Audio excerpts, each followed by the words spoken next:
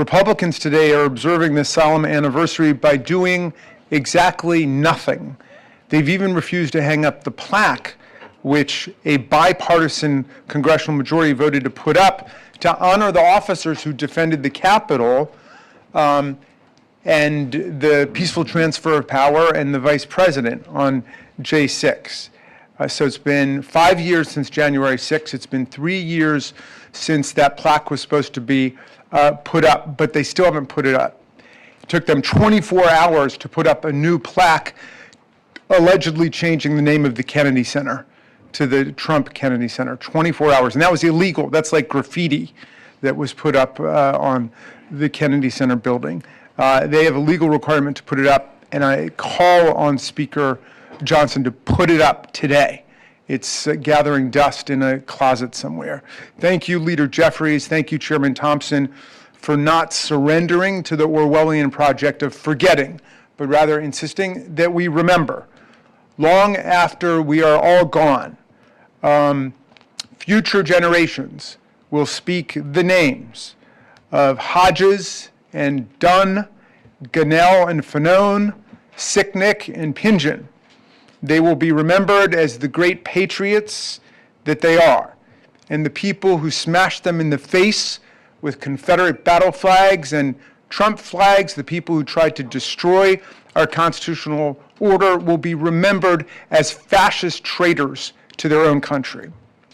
So, we must remember 3 rings of sedition that took place on J6, the realm of the coup, the realm of the insurrection, and the realm of the mob violence. The coup was anchored in months of the big lie. Trump claimed to have won an election. He lost by more than 7 million votes, 306 to 232 in the Electoral College. He needed to get MAGA followers to simply disregard reality and facts and dismiss more than 60 federal and state court decisions that had rejected every claim of electoral fraud and corruption that they advanced in courtrooms across the land. This was critical because the president understood that lies would be the fuel for violence. As Voltaire said, anyone who can make you believe absurdities can make you commit atrocities. Well, the coup depended also on coercive pressure campaigns, trying to force state election officials to just find me 11,780 votes. Coercive pressure campaigns to get DOJ to endorse the false claims. Just say the election was corrupt and leave the rest to me and the Republican congressman. The recruitment of counterfeit electors, the plot to bully Pence into rejecting electoral college votes from swing states and either just declare Trump president or kick the whole thing into a contingent election in the House. So that was the coup part of the operation. The second layer out, the realm of the insurrection, was the Proud Boys, the Oath Keepers, the 3 percenters, the muscle. And these were the white supremacist violent groups, white Christian nationalist groups that had trained for weeks or months to get ready, staging confrontations at state capitals as dress rehearsals for what was to happen. The Proud Boys came to D.C. twice in the lead up to J6 and provoked brawls with anyone that they would describe as Antifa. They organized in military fashion, and they were dead set on attacking the police, storming the Capitol, and stopping the steal. So as ferocious and violent as the organized insurrectionists of maybe 600 or 700 were, they could not have succeeded without that third tier of sedition, the mob itself, the mob riot. After Trump convinced the organizers to change the date of their rally from January 20th, Inauguration Day, to January 6th, the electoral count day, he then went on social media to recruit tens of thousands of mob extras to back up the Proud Boys and the Oath Keepers who would get the fight against the police started. And you know, Trump kicked it off with the famous tweet saying, "Be there, we'll be wild," which set the MAGA Twitterverse on fire. Well, it all culminated, of course, with his speech on the ellipse where he said, you got to go and fight like hell, and if you don't, you won't have a country anymore. So the attempted coup, the The insurrection, the mob violence converged and exploded on J6. Today, we analyze the shocking resurgence of political violence in this century, its relationship to propaganda, misinformation, and disinformation, and the threat that it poses to American constitutional government. We honor the heroes who helped us to defeat this attack on our democracy. We also recognize today that the political violence unleashed by Trump did not end on J6. On his first day back in office last year, he pardoned nearly 1,600 of the rioters and insurrectionists, including hundreds who violated police officers, including several in this room.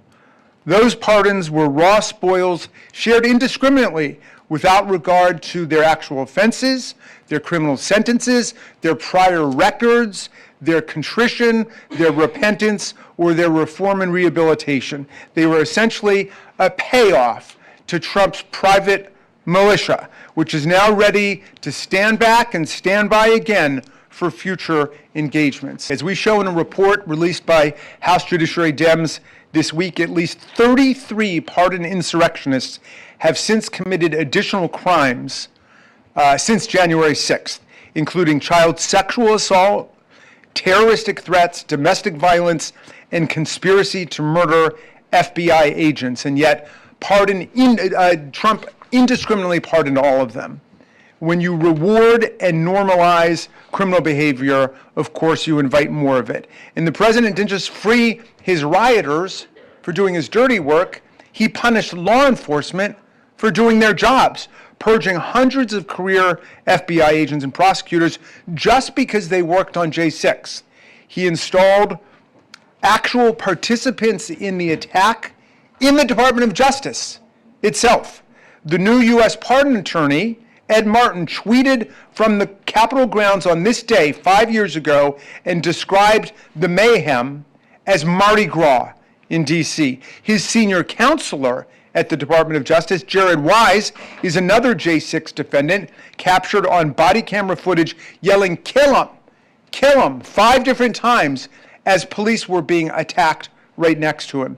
These leaders at the Department of Justice today have never once regretted their participation in this nightmare.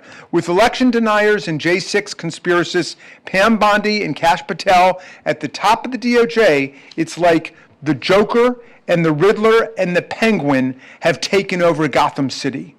So I close with the thought that it is still January 6th in America, and it will be until the forces of strong, nonviolent democracy prevail. We are still in the fight of our lives, my friends. And now I want to introduce our witnesses for the first panel. First, we have Officer Winston Pingen, who is a former Capitol police officer who defended the Capitol and all of us on J6 2021. He was stationed on the West Front, the scene of the most brutal violence that day. He was punched in the face, knocked on his back, and had his baton ripped from his hands by rioters. The men who attacked him have been pardoned and celebrated as heroes.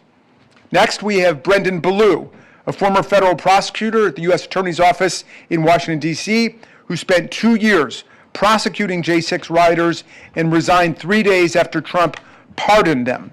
Mr. Ballou has described Trump's pardons as part of an authoritarian playbook.